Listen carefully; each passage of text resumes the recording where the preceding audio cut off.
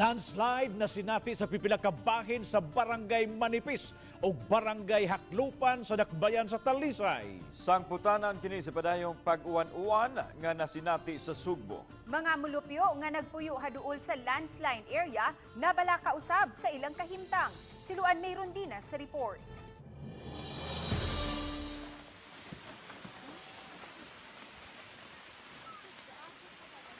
Sa video nga kuha ni Idol Kabahar, makita ang pagkahugno sa bahin sa bukid sa sitio Languyon, Campusais, Barangay Manipis, Talisay City niadtong Biyernes. Tungod sa padayong pag-uwan, padayong nasinati ang landslide, hinungdan nga natabunan ang Manipis Road. Maayo na lang kay way mga panimay haduol sa dapit.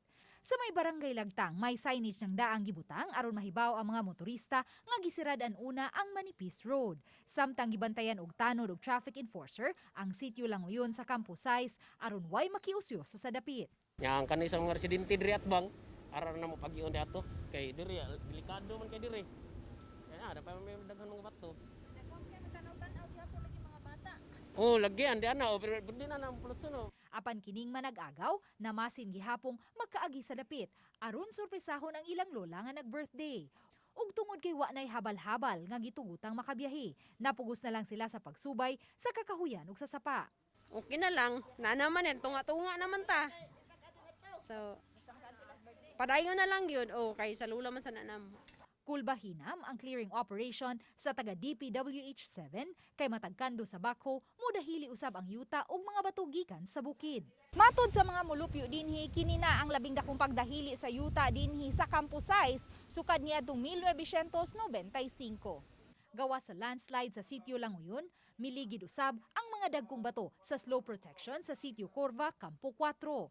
Samtang sa sitio Kaulong, Barangay Jaclupan, natumba kining usa ka dakong punuan sa kahoy niadtong Domingo sa kadlawon. Tupad lang ni ini ang panimay ni Julie Alabi, kinsa miangkong nabalaka sa ilang kahimtang. Apan kay way kabalhinan, padayon lang sila sa pang-adlaw-adlaw nga gimbuhaton. Kuyawan ni ma'am, ay kay nain tumbagod niya. Dool kay to Kuyawan tang tumbahan ta ng kahoy.